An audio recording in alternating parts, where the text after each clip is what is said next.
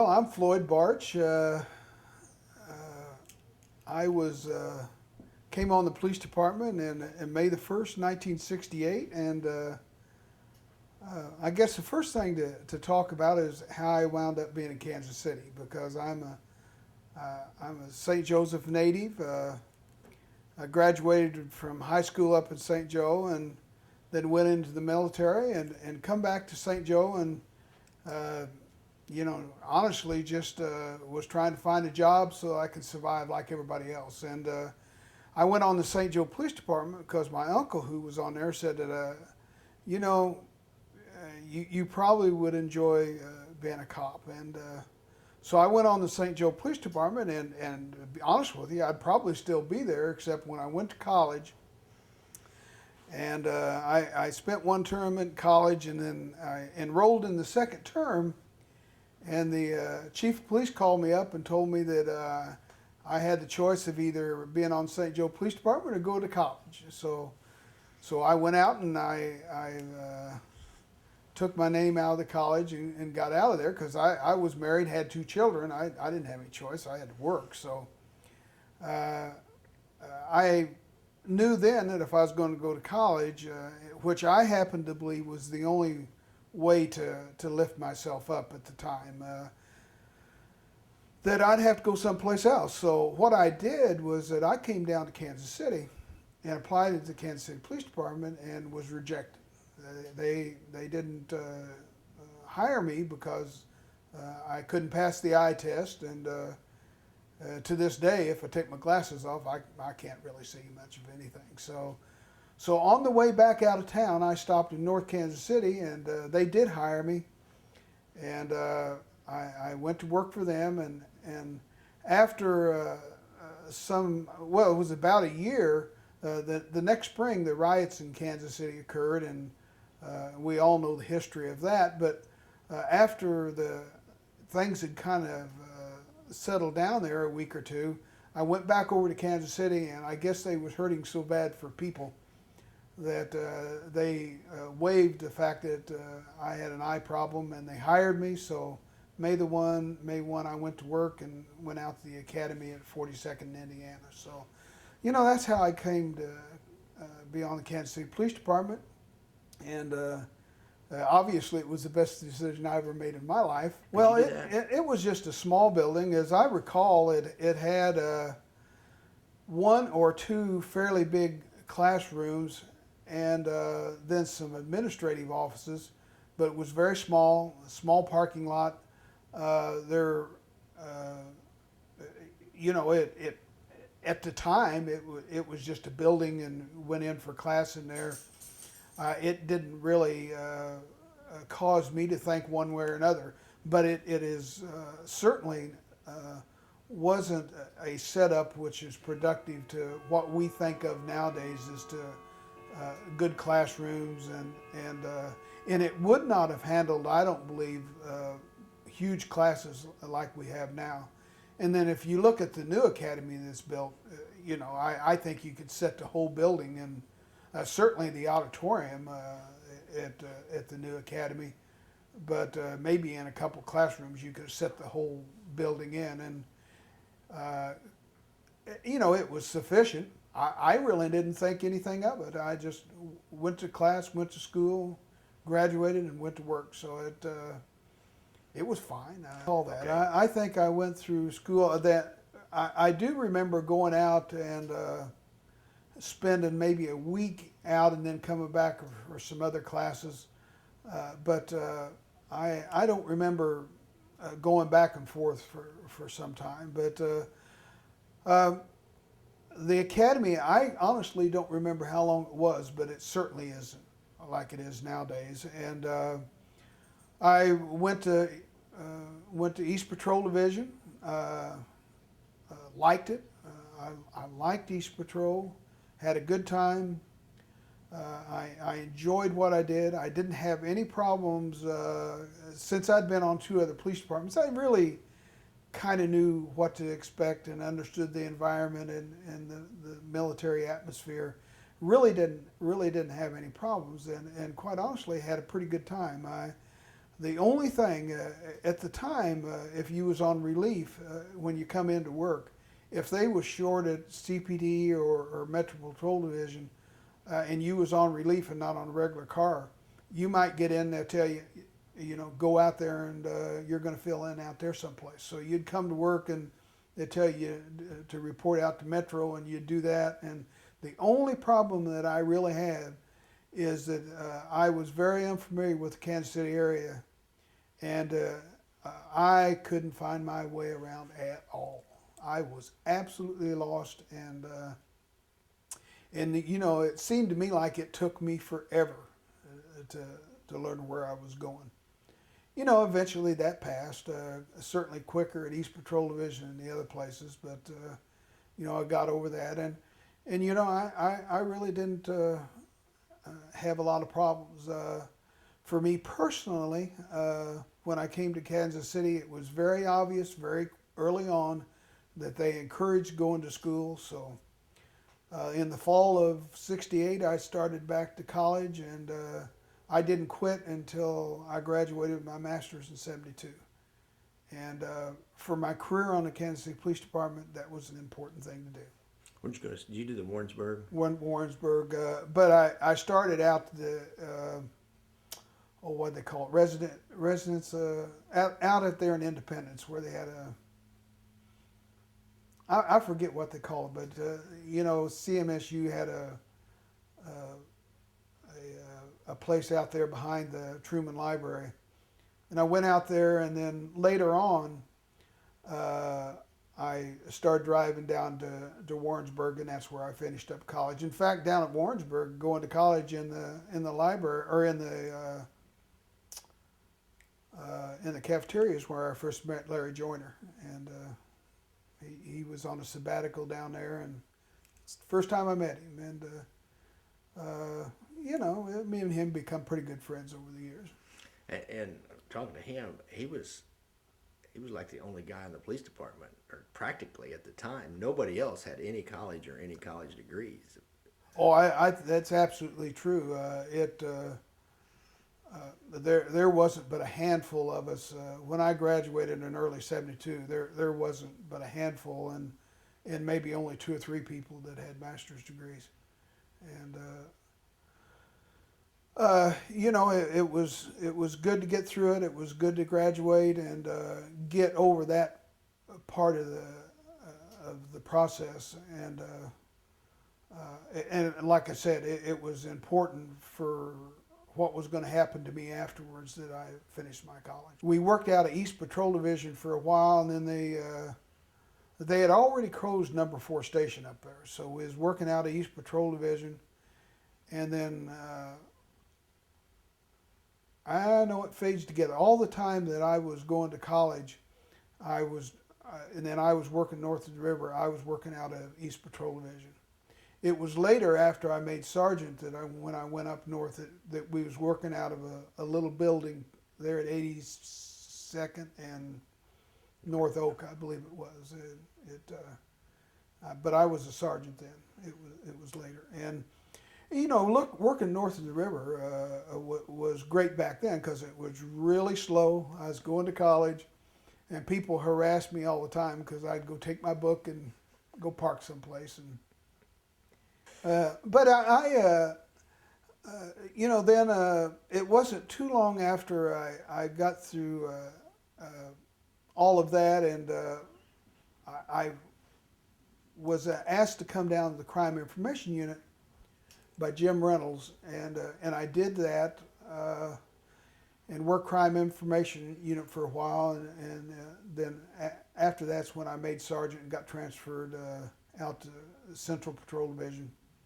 Worked down there. I loved going to a major division when I first made sergeant, because within probably 5 or 6 weeks I found out that I could really do the job.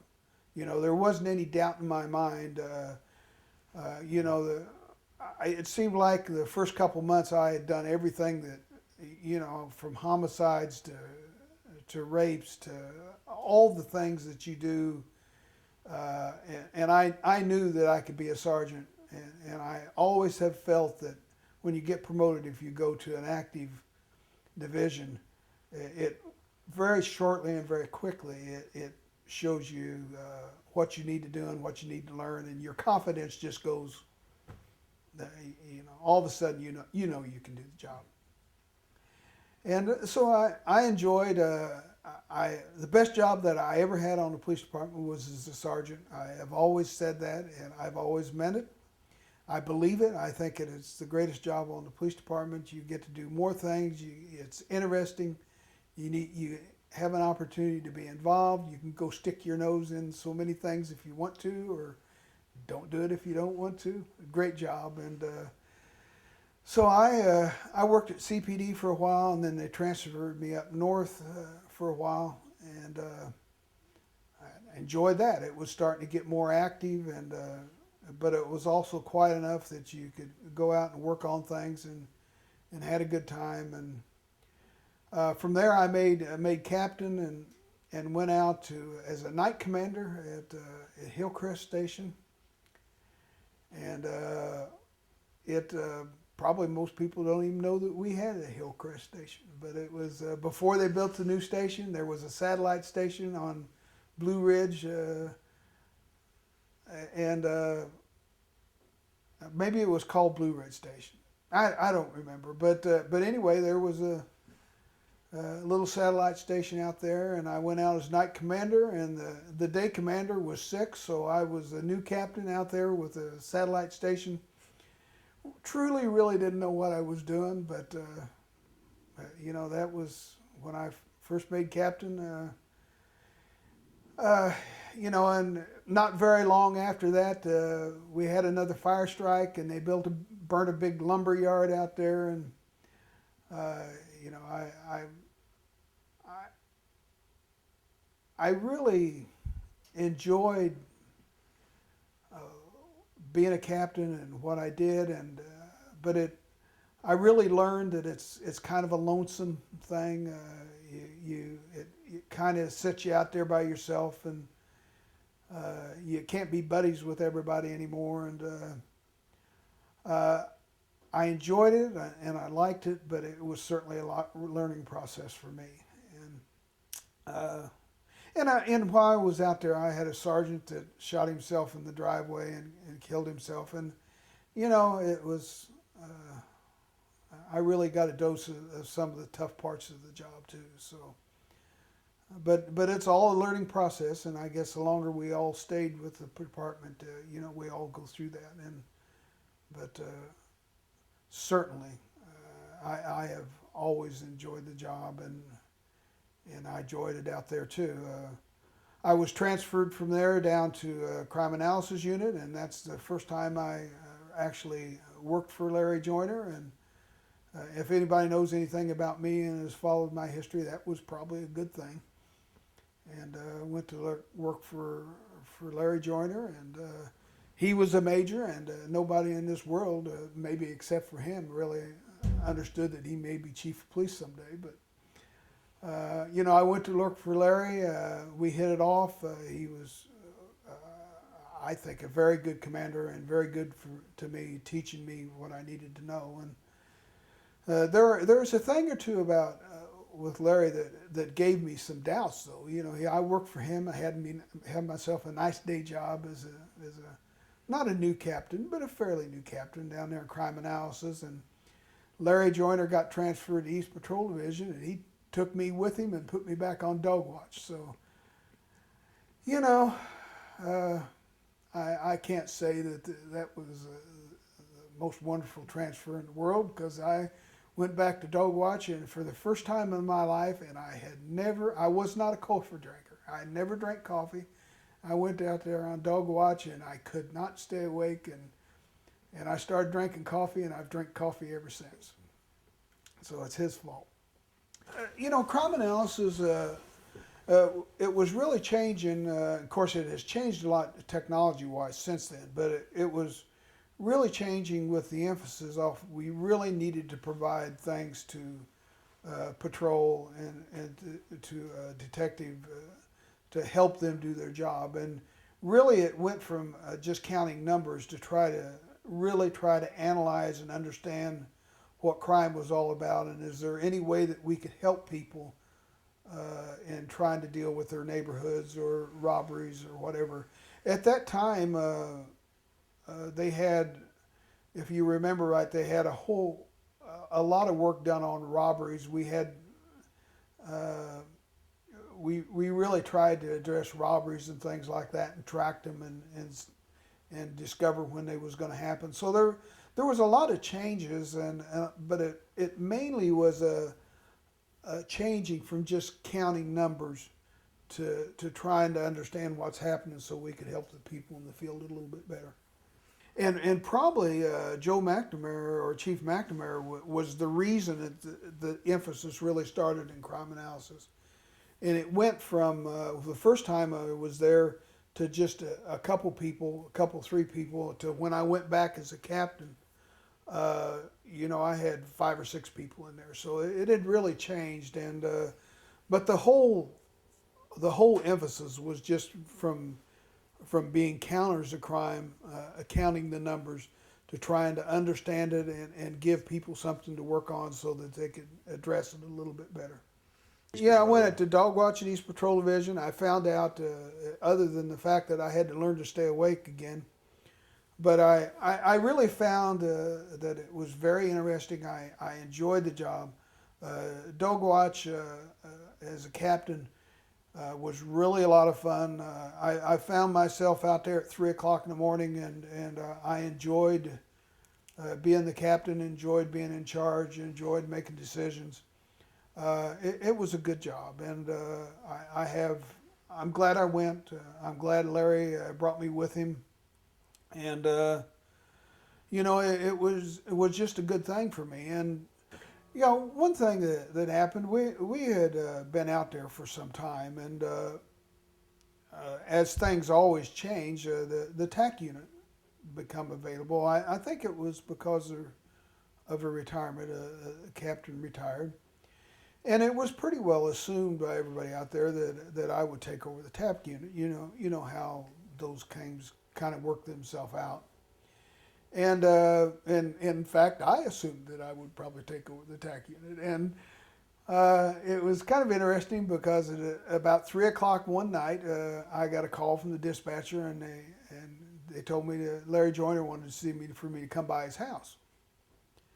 So obviously I did, and I went in there, and he gave me a cup of coffee, and we were sitting there talking, and he said, I know that you're lined up to take over the TAC unit, and I know that you're planning on getting that, but I just wanted to tell you that I'm not going to do that. You're not going to get it.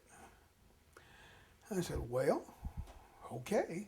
And he said, I'm not saying you don't deserve to have it, and I'm not saying you shouldn't get it. I'm just saying that, you need to trust me, and there's something else down the road that's going to be a better fit. And I can't talk about it. So I said, well, what can I say? I said, okay. So I left there, and and honestly not very happy, because I wanted the TAC unit.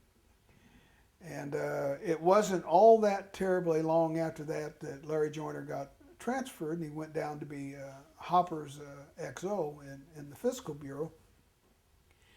And then it wasn't all that long after that that they transferred me down and made me the commander of what they called the Budget Development Unit, which was a new unit that they made. Now, this was this good thing that was coming up, and I've got to admit that when I took over the budget unit, that I didn't view that as a plum assignment. That this was the good thing that's come together. But again, if anybody knows anything about me and my career, knows that the fact that I got into the Fiscal Bureau and learned to be the money guy on the department, and that went through a transition over the years, where I wound up being the chief financial officer of the police department, was probably a good thing. But at the time, it didn't seem all that interesting to me at all. So anyway, I went to the budget unit. Well, it had control of developing the budget and also the spending of the money. And that was a new thing. And that was where you really dealt with the city yeah, in a it was. different way than before. Am I right on Well, that, or not right? it I was kind of different. Not so much as how you develop was with the city, but it made a structure for all of it. It very clearly defined dealing with the city, and it put a captain in charge of the development and control of the budget. But it also there was another captain over the actual transaction, the keeping of the records, and I think it pretty much exists that way today. I'm not sure, but I think it is. And then also there was what did we call it? It was the people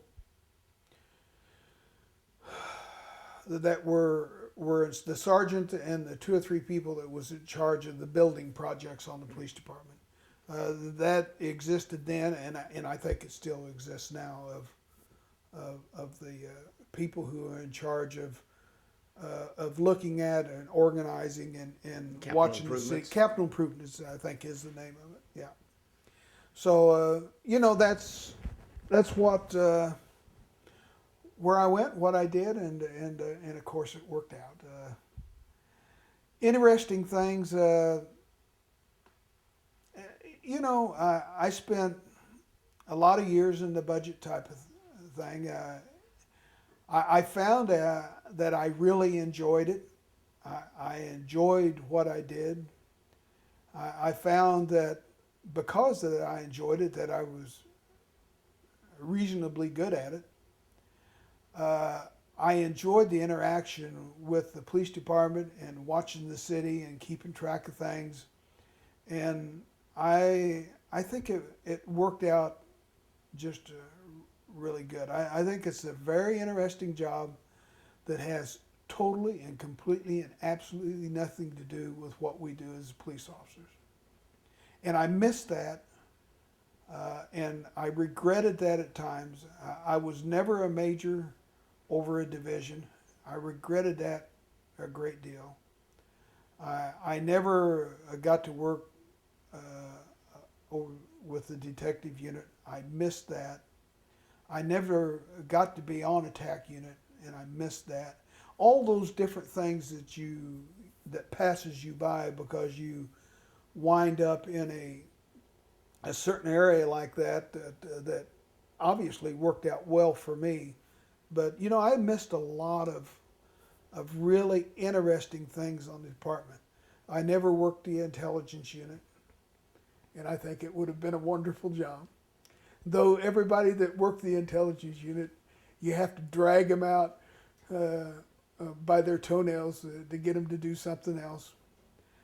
There's so many just really interesting things on the police department that I did not do because of which way I went. That would just have been an awful lot of fun. I really believe that, and some people have told me in the past, well, obviously because of what happened to me and my success, that I would say this, but the Kansas City Police Department is such a wonderful place to work. It's so interesting, and it's so much better working a job like we all have had these years than it would be to work at Ford Assembly Line or selling life insurance or doing all these other things that we could have done in our life. And if you like what we do, if you really like what we do as a way of work, if you really like it, then you absolutely love it. If you don't, then probably you ought to go someplace else. I remember back when I was a police officer, and at the time we was answering, it was not unusual to answer 18, 20, 22 calls a night. And I remember going out and putting myself in service and knowing that I had no idea what I was going to be doing. And I loved it. I just loved going from call to call, knowing having the uncertainty about what's going to happen tonight. And I thought that was just a wonderful job. And I have always believed that. And I also understand that drives other people crazy. The uncertainty of the job, and I understand why some come and some go, and they don't stay here. I think it's one of the greatest jobs in the world. I have always felt that. And other than the fact that we see so many difficult things and so much tragedy and so many things that we all have seen when we come here and stay here, you know, the fatal accidents, the homicides, the suicides, we see so much tragedy, and we build that wall because of that. The simple fact of having it as a profession, I feel, is one of the greatest jobs in the world. Now, you know, I wound up being chief of police. I didn't plan on that. Back when I was a captain, a major, that didn't even enter my mind. I know I've talked to Larry, and I know that he kind of believed that he was going to work towards that long. I never worked towards trying to be chief of police. All I concentrated on was just trying to do a good job. And you know, honestly, things kind of worked out, and I came up through the police department, and all of a sudden, that became a possibility. I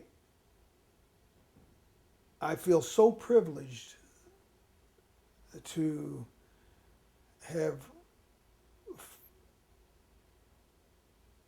because of whatever reason, to have wound up being chief of police. And I really do believe it's a privilege and a responsibility. And I always thought that when I had the job that I had responsibility to the city and to do what we are supposed to do on the police department, but we all have that responsibility. And then I had the responsibility to the men and women that work on this police department. And I felt so strongly about that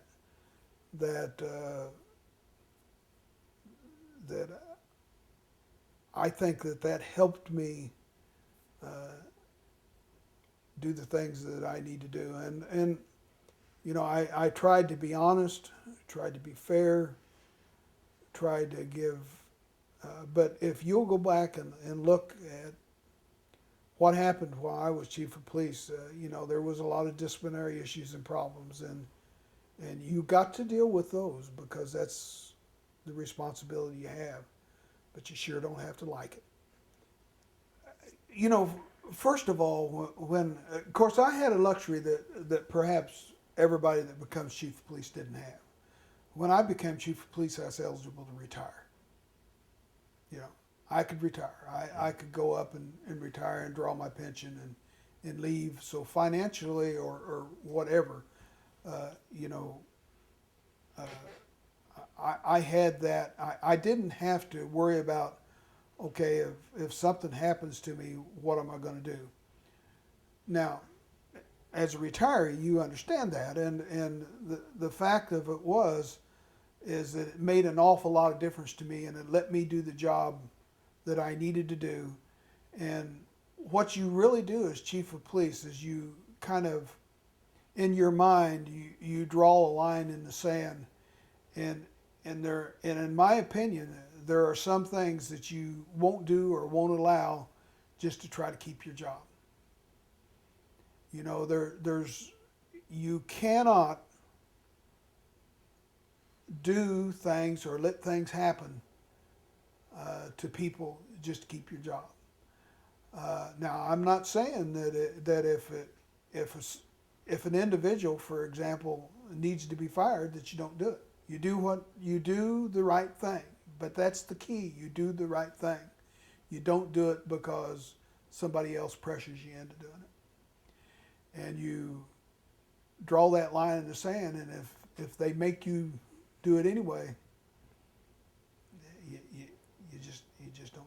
You understand what I'm talking about, and I think that's something that all chiefs of police should do. There can be tremendous pressure from all different angles to do certain things.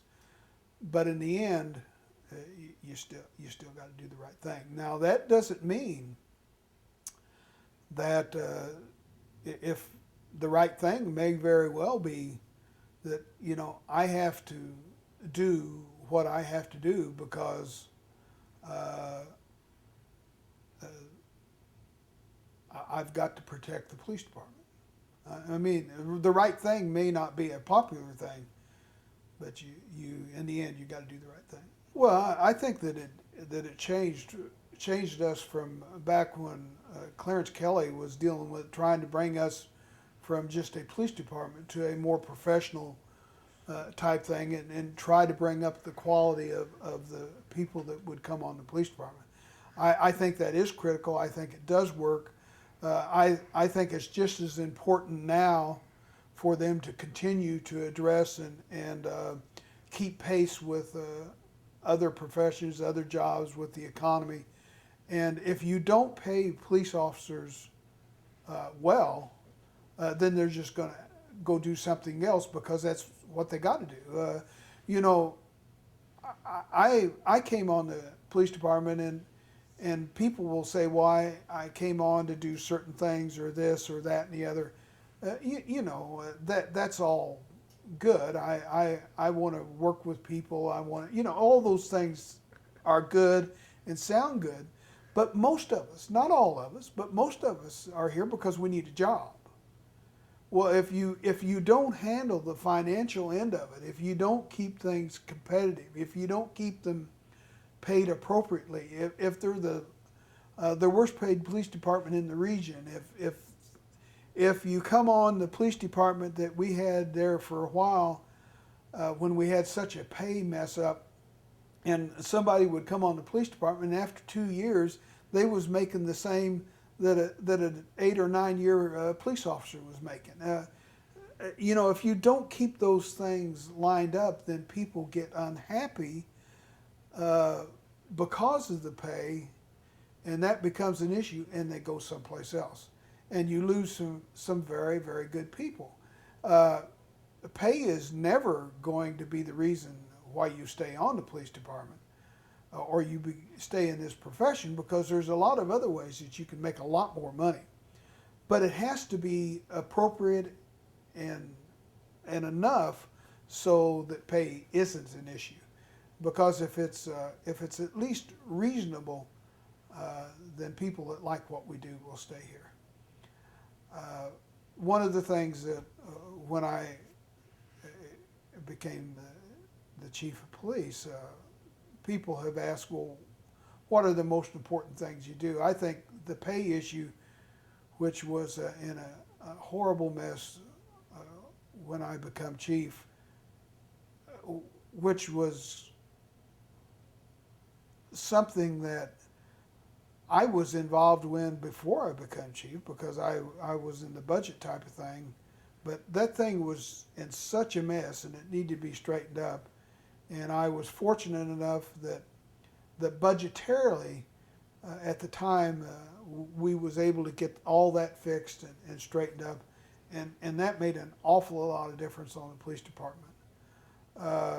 Another thing that I did when I became we had what we called the fitness program on the police department some years before I was chief, and to say that it was not particularly well appreciated by the working men and women on this police department is probably an understatement. Everybody hated it, hated how it was administrated, hated what it was all about, and I think everybody agrees that we need to have fitness type programs. That was never the issue, but that was particularly unpopular and not working well. And a couple months after I come on, January 1 rolled around, and we stopped that, and that made people amazingly happy. So that was a good thing that needed to be done, but it kind of worked in my favor. Another thing, and when we talked about discipline that I did, I don't know if anybody will remember, we had what we called the ice cream guys, which was 4 folks were working an off-duty job, I believe over at Bartle Hall. I believe that was where it was at, and it's a long story, but you know they over at Bartle Hall had ice cream vendors and stuff like that, and as I understand it, as I remember it, officers that was working on duty could get free ice cream at those places. But what the mistake they made is they helped themselves after the things were closed, and you know it was and the vendors didn't care. That wasn't the issue at all, or the complaint. And that thing, you know, they was just young folks, inexperienced, probably knew better, but it was so far blown out of proportion, and we wound up firing those four folks. Not saying that they shouldn't have been sanctioned or disciplined, you know, but you have to remember that if and at other times, I should say, they were given it. I mean, people gave it out to these folks. So, right or wrong or indifferent, they obviously were wrong, at least technically. In my opinion, they didn't deserve to be fired, and I brought them back.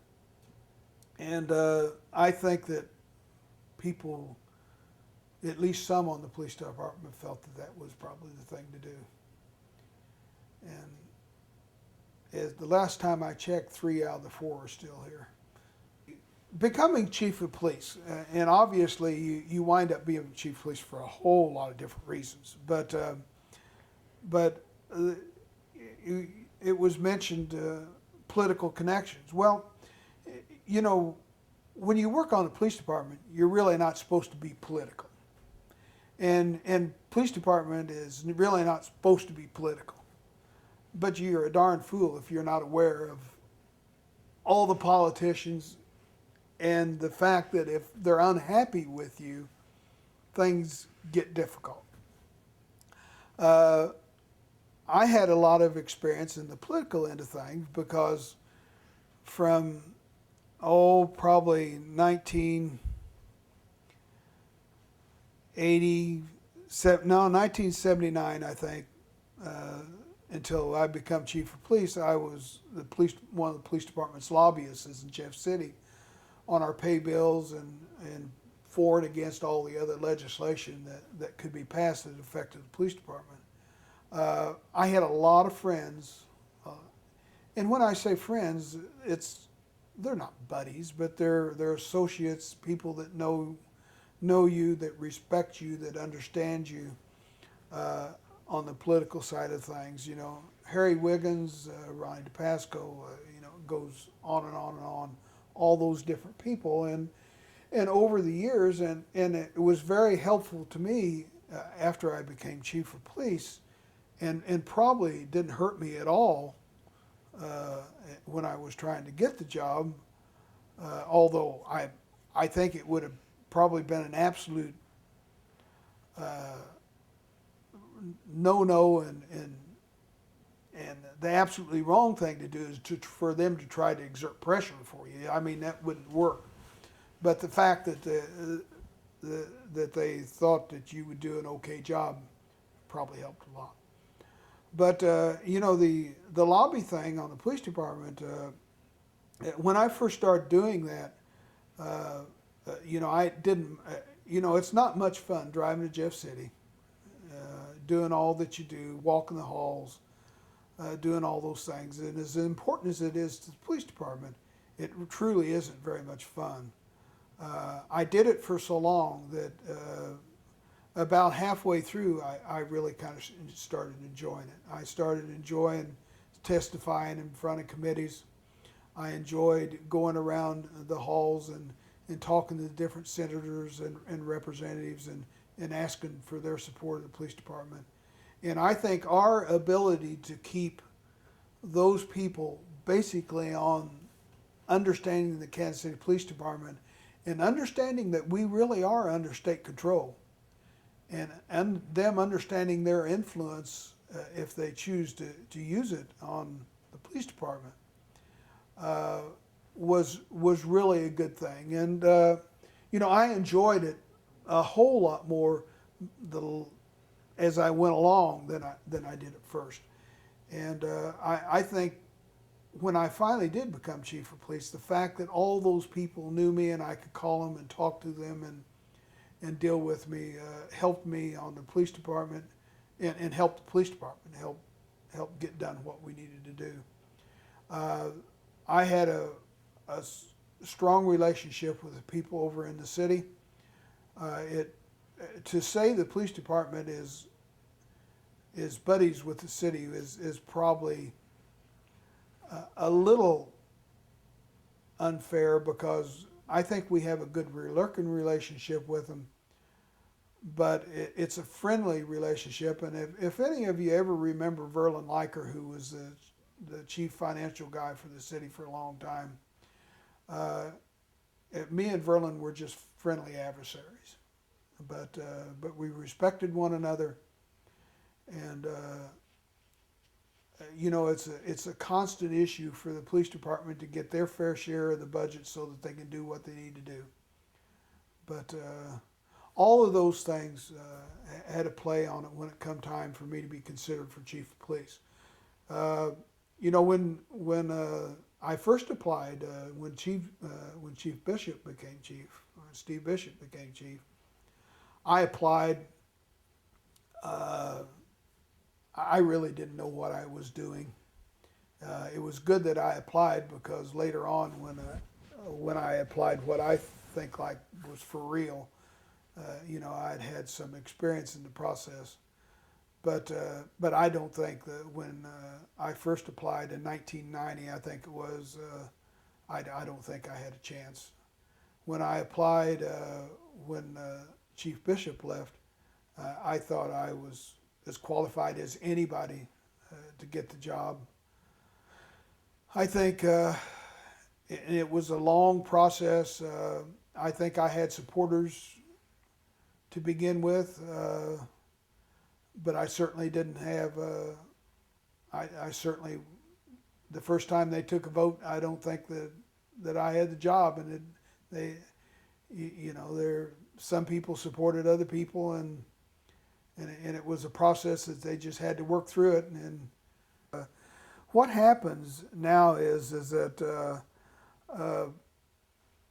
somebody who's doing the lobby work for the police department, whoever it might be, Cy Ritter, I think's one of them now, but it really doesn't make any difference who it was. But the fact that they're the lobbyists for the police department doesn't mean that they don't have their full-time job on the police department. So they do their work, and they have to somehow or another schedule out time so they can go to Jeff City. And since it's Jeff City, you just don't go across the street and do what you need to do and come back to work. So what they will do, and it's not unusual at all, is that Monday is not a good time for Jeff City. The people are coming back in, they're getting going again, but Tuesday is. So Tuesday morning, if there's a couple of you going down to lobby on the police department, and let's say it's a pay bill. They got a pay bill this year in 2008.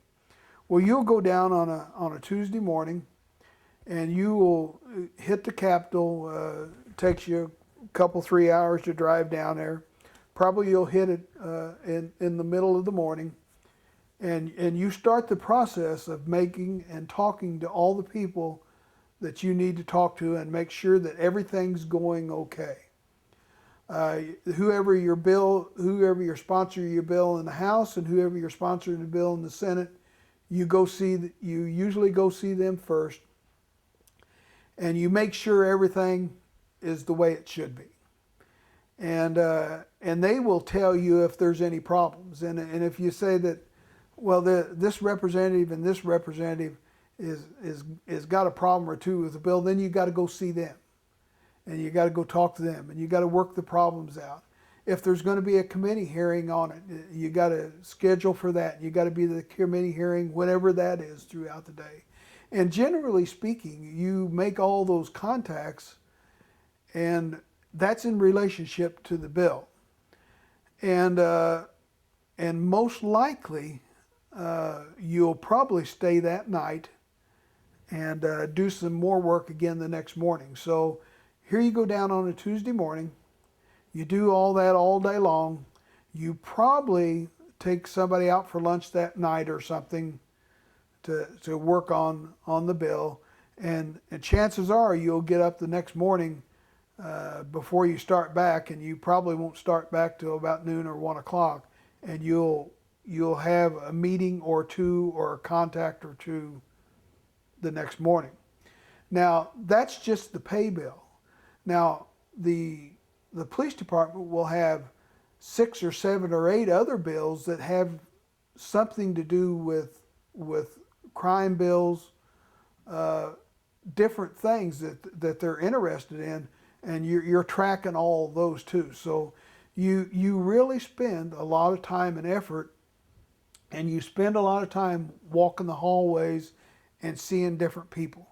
And if you don't do that, it is, see, there's an old saying in what we're doing, is that you have to do all that and do it almost religiously, and do it when you don't want anything, when you're just mending fences, keeping people happy, when you don't want anything, when you don't have to ask them anything or ask for a vote. Because if you don't do that ahead of time, then when you come in and you have to ask them to do something, and if that's the first time you've seen it, they wonder where you've been. So you got to do all that, and you got to do it almost religiously during the session, so that in the end they will be favorable and pass things like a pay bill. But it's critical. If you don't do it, and those people that do that, then they've got to come back. They show back up in town probably on a Wednesday afternoon. They probably go back down to the office and see what's going on, and check all their different things. Of course, now with Blackberries, they can check all their emails with the Blackberry. But you know, they got to make sure everything's going okay, and then Thursday morning they're back at work. So and you do that the whole session, and many times they'll go down there virtually every week when it's really active. And then, of course, you don't have to do that all the time. But it's an interesting process. But because of us being state controlled, it's an important process to all the men and women on the police department. Because obviously the pay bills and the ranges have to be extended, or you can't negotiate pay raises from the city. You know, in kind of closing, I just got to say again how fortunate that I have felt being a member of the Kansas City Police Department. I spent 31 years here. I think all of us that work for this police department are very fortunate people. I think it's a great organization. I have 3 children that are on the police department now, and I feel very blessed that they're here, and I think it's a wonderful job. You know, people ask me, why do you work for the police department? All the things that happen, why do you do that? Why are you there? And why do your kids work there? Well, I'll tell you why, because it's just a good job. It's just a good job. It's a good place to be.